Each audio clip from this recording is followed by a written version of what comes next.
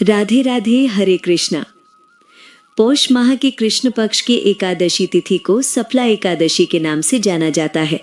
हिंदू धर्म में एकादशी तिथि को बहुत उत्तम और पुण्यकारी माना जाता है। इस व्रत को करने से बेहद पुण्य फल प्राप्त होता है और जीवन के हर क्षेत्र में सफलता प्राप्त हो सकती है। इस दिन भगवान विष्णु की पूजा करने का महत्व होता है और साथ ही पवित्र नदी में स्नान भी किया जाता है। सफला एकादशी पर व्रत और विधि विधान से पूजा करने से मनोकामनाएं पूर्ण हो सकती हैं। ऐसे में आइए जानते हैं सफला एकादशी की तिथि, पूजा विधि और इसका महत्व और व्रत कथा। आइए सबसे पहले जान लेते हैं सफला एकादशी 2025 कब पड़ रही है। पौष माह के कृष्ण पक्ष की एकादशी तिथि का आरंभ 14 दिसंबर रविवार के दिन शाम को 6:50 पर होगा। वहीं अगले दिन 15 दिसंबर को रात के 9:21 पर इसका समापन होगा। ऐसे में उदय तिथि के अनुसार सफला एकादशी का व्रत 15 दिसंबर सोमवार को रखा जाएगा। इस दिन सुबह और शाम विधि विधान से भगवान विष्णु और माता लक्ष्मी की पूजा करनी चाहिए। आइए अब जानते हैं सफला एकादशी की पूजा विधि। एकादशी तिथि के दिन व्रत रखने वाले जातकों को सुबह ब्रह्म मुहूर्त में उठ जाना चाहिए। इसके बाद घर और मंदिर की साफ सफाई करने के बाद स्नान आदि करें व साफ वस्त्र धारण करें। फिर विष्णु जी के मंत्र सहित ध्यान करके व्रत का संकल्प जरूर लेना चाहिए।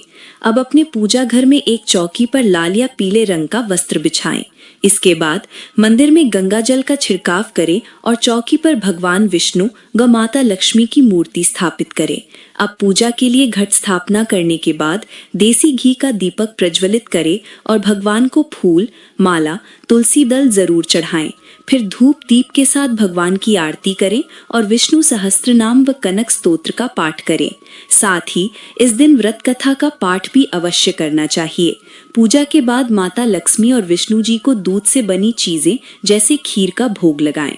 व्रत रखने वालों को सफला एकादशी के दिन शाम के समय भी विधि विधान से पूजा आरती करनी चाहिए।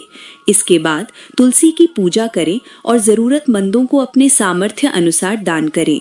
ऐसी मान्यता है कि साल की इस एकादशी का व्रत करने से व्रती को हर काम में सफलता प्राप्त होती है। सफला एकादशी के दिन विधि विधान से पूजा और व्रत करने से जीवन में सभी प्रकार के सुखों की प्राप्ति हो सकती है। साथ ही इससे जातक को मोक्ष मिल सकता है। धार्मिक मान्यताओं और शास्त्रों के अनुसार सभी व्रतों में एकादशी के व्रत को सबसे उत्तम और पुण्यकारी माना गया है। कहा जाता है कि 5000 वर्ष तक तप करने के समान फल सफला एकादशी का व्रत करने से प्राप्त होता है। साथ ही व्रती को भगवान विष्णु की विशेष कृपा प्राप्त हो सकती है। आइए अब सुनते हैं सफला एकादशी व्रत कथा। महाराज युधिष्ठिर ने पूछा, हे जनार्दन, पौष कृष्ण एकादशी का क्या नाम है? उस दिन कौन से देवता का पूजन किया जाता है और उसकी क्या विधि है? कृपया मुझे बताएं। भक्तवत्सल भगवान श्री कृष्ण कहने लगे कि धर्मराज, मैं तुम्हारे स्नेह के कारण तुमसे कहता हूँ कि एकादशी व्रत के अतिरिक्त मैं अधिक से अधिक दक्षिणा पाने वाले यज्ञ से भी प्रसन्न नहीं होता हूँ। अतः इसे अत्यंत भक्ति और श्रद्धा से युक्त होकर करे। हे राजन, द्वादशी युक्त पौष कृष्ण एकादशी का महात्म्य तुम एकाग्र चित्र होकर सुनो। इस एकादशी का नाम सफला एकादशी है। इस एकादशी के देवता श्री नारायण हैं। विधि पूर्वक इस व्रत को करना चाहिए। जिस प्रकार नागों में शेषनाग, पक्षियों में गरुड़, सब ग्रहों में चंद्रमा, यज्ञों में अश्वमेध और देवताओं में भगवान विष्णु श्रेष्ठ हैं, उसी तरह सब व्रतों में एकादशी का व्रत श्रेष्ठ है। जो मनुष्य सदा एकादशी का व्रत करते हैं वे मुझे परम प्रिय हैं। अब इस व्रत की विधि कहता हूँ। मेरी पूजा के लिए ऋतु के अनुकूल फल, नारियल, नींबू, नैवेद्य आदि 16 वस्तुओं का संग्रह करें। इस सामग्री से मेरी पूजा करने के बाद रात्रि जागरण करें। इस एकादशी के व्रत के समान यज्ञ, तीर्थ, दान, तप तथा और कोई दूसरा व्रत नहीं है। 5000 वर्ष तप करने से जो फल मिलता है उससे भी अधिक सफला एकादशी का व्रत करने से मिलता है। हे राजन, अब आप इस एकादशी की कथा सुनिए। चंपावती नगरी में एक महिष्मान नाम का राजा राज्य करता था। उसके 4 पुत्र थे। उन सब में लुम्पक नाम वाला बड़ा राजपुत्र महापापी था। वह पापी सदा परस्त्री और विषयागमन तथा दूसरे बुरे कामों में अपने पिता का धन नष्ट किया करता था। सदैव ही देवता, ब्राह्मण, वैष्णवों की निंदा किया करता था। जब राजा को अपने बड़े पुत्र के ऐसे कुकर्मों का पता चला तो उन्होंने उसे अपने राज्य से निकाल दिया। तब वह विचारने लगा कि कहाँ जाऊं, क्या करूं। अंत में उसने चोरी करने का निश्चय किया। दिन में वह वन में रहता और रात्रि को अपने पिता की नगरी में चोरी करता तथा प्रजा को तंग करने और उन्हें मारने का कुकर्म करता। कुछ समय पश्चात सारी नगरी भयभीत हो गई। वह वन में रहकर पशु आदि को मारकर खाने लगा। नागरिक और राज्य के कर्मचारी उसे पकड़ लेते, किंतु राजा के भय से छोड़ देते। वन में एक अति प्राचीन विशाल पीपल का वृक्ष था। लोग उसकी भगवान के समान पूजा करते थे।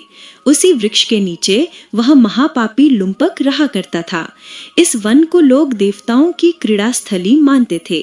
कुछ समय पश्चात पौष कृष्ण पक्ष की दशमी के दिन वह वस्त्रहीन होने के कारण शीत के चलते सारी रात्रि सो नहीं सका।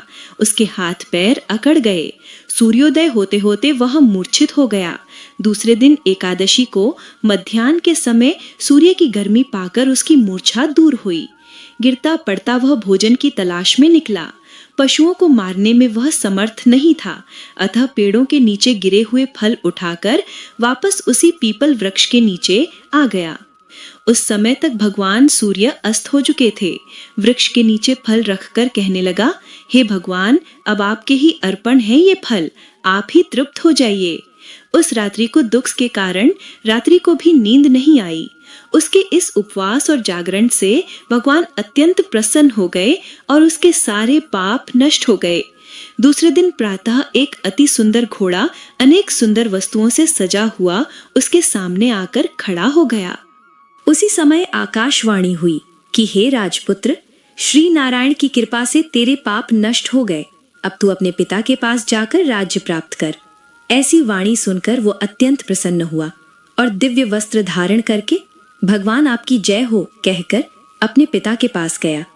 उसके पिता ने प्रसन्न होकर उसे समस्त राज्य का भार सौंपकर वन का रास्ता लिया। अब लुम्पक शास्त्रानुसार राज्य करने लगा। उसके स्त्री पुत्र आदि सारा कुटुंब भगवान नारायण का परम भक्त हो गया। वृद्ध होने पर वो भी अपने पुत्र को राज्य का भार सौंपकर वन में तपस्या करने चला गया और अंत समय में वैकुंठ को प्राप्त हुआ।